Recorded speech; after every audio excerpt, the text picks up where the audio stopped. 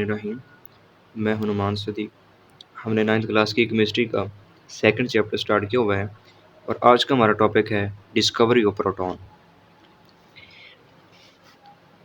इन 1886 ई Goldstein observed positive charge particle. 1886 में एक scientist था गोल्डस्टीन, उसने क्या किया, पॉजिटिव चार्ज पार्टिकल को ऑब्जर्व किया। उसने एक एक्सपेरिमेंट किया, एक डिस्चार्ज ट्यूब ली, उसके अंदर गैस फिल की हुई थी और दो तरह के इलेक्ट्रोड थे, एक परफोरेट कैथोड और दूसरा एनोड। अब दोनों जो इलेक्ट्रोड हैं इनको बैटरी से कनेक्ट किया गया था। कैथोड के ऊपर जो है वो नेगेटिव चार्ज था और एनोड के ऊपर positive charge.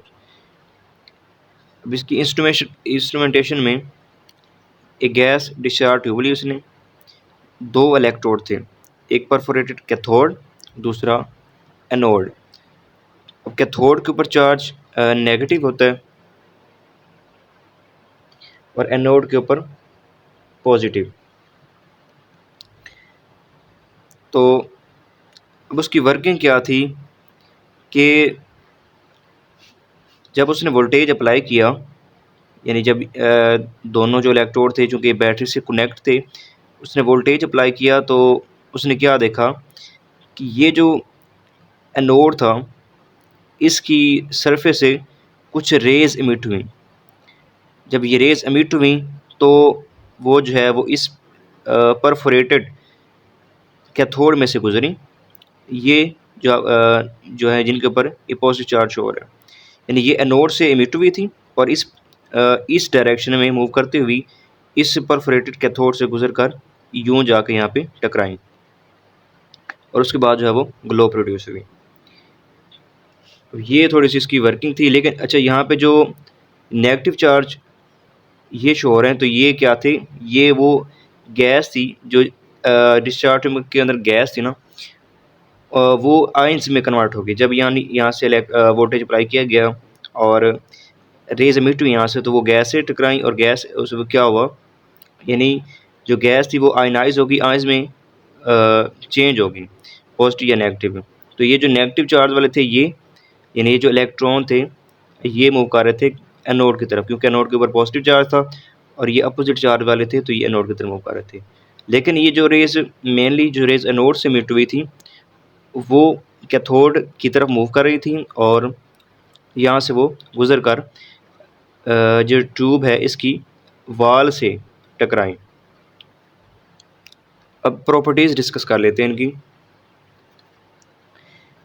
These raise depend upon the nature of gas.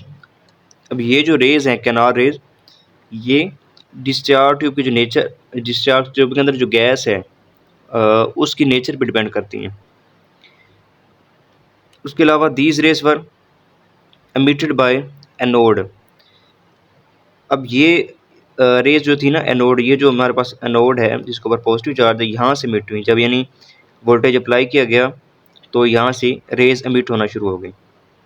Deflection toward cathode showed that these raise carry positive charge.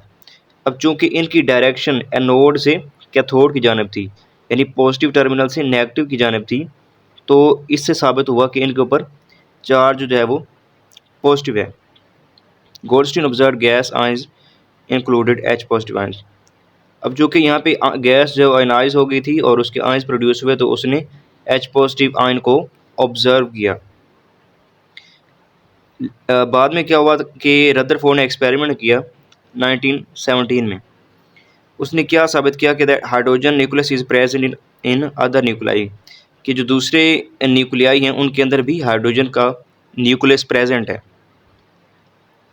चूँकि हाइड्रोजन के ऊपर एच पॉजिटिव चार्ज, यानी ये जो आयंस प्रोड्यूस हुए थे यहाँ से दो तरह के आयंस प्रोड्यूस हुए थे, पॉजिटिव और negative.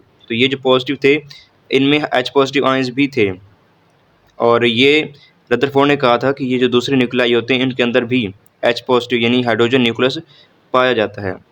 He thought hydrogen nucleus arm proton must be building block of all nuclei. उसने क्या कहा, उसने सोचा कि ये जो हाइड्रोजन का न्यूक्लियस है या जो प्रोटॉन है ये तमाम न्यूक्लियाई का बिल्डिंग ब्लॉक है, and fundamental particle as well, और ये बुनियादी पार्टिकल भी है। जो फंडामेंटल पार्टिकल हैं इन ये 3 हैं, इनमें इलेक्ट्रॉन है, प्रोटॉन एंड न्यूट्रॉन। इन तीनों को ही फंडामेंटल पार्टिकल कहा जाता है। किसी भी एटम का ये बुनियादी पार्टिकल है, electron, proton and neutron.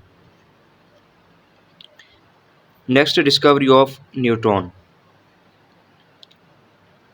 1933 neutron was discovered by James Chadwick.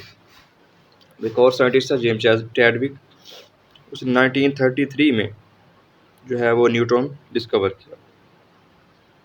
अब इसकी प्रॉपर्टीज़ कुछ इस तरह की थी कि neutron carry no charge, neutron के ऊपर कोई चार्ज नहीं होता। The mass of neutron is almost same as that of proton.